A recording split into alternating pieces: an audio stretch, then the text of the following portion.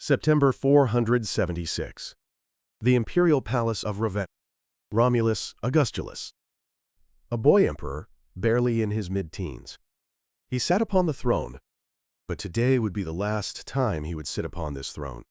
Outside the palace, Odoacer, commander of the Germanic mercenaries, was waiting. The difference in power was overwhelming. Yet behind the scenes, negotiations with military factions and appeals for legitimacy to the Eastern Emperor were already underway. Odoacer entered the audience chamber. Behind him, Germanic mercenaries followed. Odoacer spoke. "Surrender the imperial title. Your life will be spared." His voice was calm, not a threat, a statement of fact. Romulus's hands trembled. He gripped the armrests of the throne, but his hands would not stop shaking. He was terrified, yet he had no army, no loyal soldiers. Behind Odoacer stood armed mercenaries. There was no one to defend this palace. What was he thinking in that moment? No record remains. But in this instant, he must have understood he had no choice.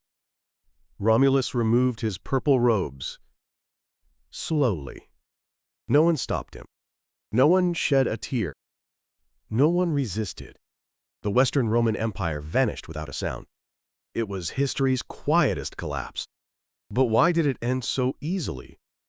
The collapse of 476 didn't happen overnight. It was a quiet death, a century in the making. 395. Emperor Theodosius I died. He was the last emperor to unite the Roman Empire. Division of governance had existed before. But after his death, the split between East and West became a major turning point toward permanent separation. The Eastern Roman Empire. Its capital was Constantinople, the center of wealth and culture. The Western Roman Empire. Its capital was Rome, later Ravenna. But its power was fading. August 24, 410. Alaric I, king of the Visigoths, entered the city of Rome. According to old memory, this was the first time since the Gallic invasion, a shock after some 800 years. The Eternal City had fallen to barbarians. For 3 days Rome was plundered. Treasures were seized, citizens trembled in fear. But this was not the end. It was the beginning. 451. Attila, king of the Huns, invaded Gaul, the man called the Scourge of God. After he passed through, nothing remained. The Battle of the Catalonian Plains. Rome and the Visigoths stood together against a common enemy. Though not a decisive annihilation, the fact that the invasion was halted led Attila to withdraw, and it's often viewed as a strategic success for the alliance. But the cost of this victory was high. 455. This time, it was the Vandals. King Gaiseric invaded Rome. For 14 days, Rome was plundered, more thoroughly than Alaric, without mercy. The Vandal sack influenced later imagery, and during the French Revolution, the term vandalism emerged to describe cultural destruction. External pressure and internal weakness formed a chain reaction, a vicious cycle. The Roman army was no longer Roman. Once, the Roman military had been citizen soldiers, Roman citizens fighting for Rome. But by the 5th century, most soldiers were mercenaries, Germanic tribes, Goths, Huns. They had no loyalty. They fought for gold, and in 476, the mercenaries demanded 1/3 of Italy's lands as payment. But they were refused. Odoacer said, "Then we will take it by force." The economy had collapsed.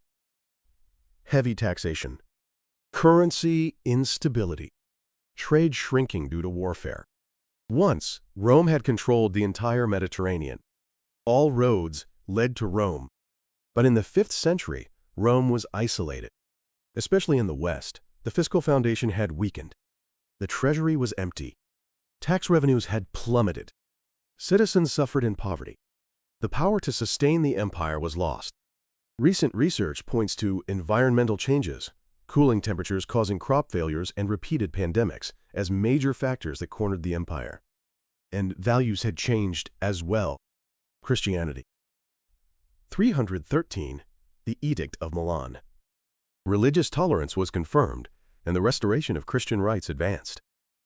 380. Theodosius I. Christianity became the state religion.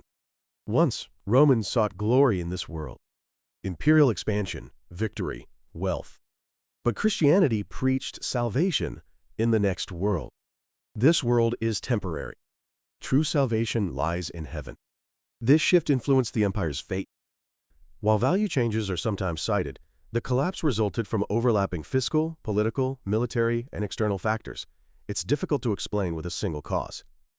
The Church, promising eternal life, captured the hearts of many. So why did the Eastern Roman Empire survive while the Western fell? The Eastern Roman Empire. Its capital was Constantinople. It was prosperous, center of trade. Wealth flowed in from the east. Silk, spices, jewels. The economy was strong, and so was the army. Meanwhile, the Western Roman Empire.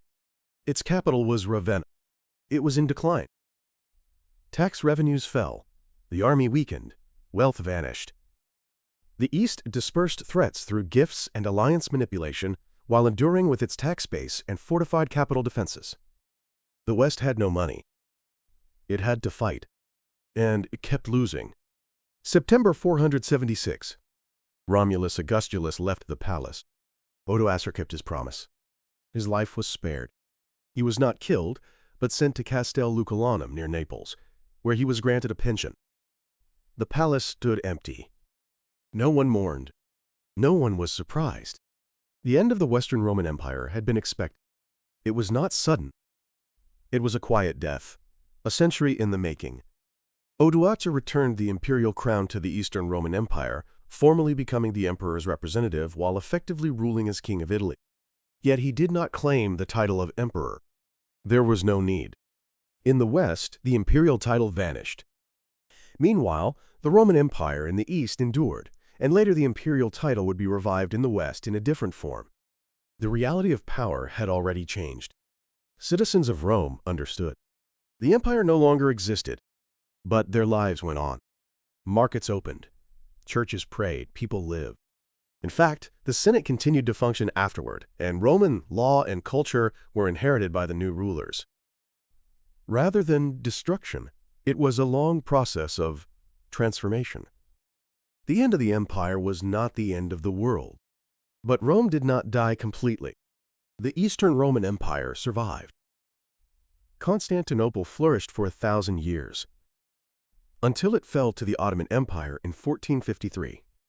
Roman law, culture, and knowledge. They were preserved in the Eastern Roman Empire. And during the Renaissance, this knowledge spread across Europe once again. Rome's legacy did not vanish. It was passed down, transformed. So what can we learn from this collapse? Empires do not fall in a single night. Collapse is a long process. Recent research sees 476 not as the day the world ended, but as a turning point where Roman institutions transformed differently in each region.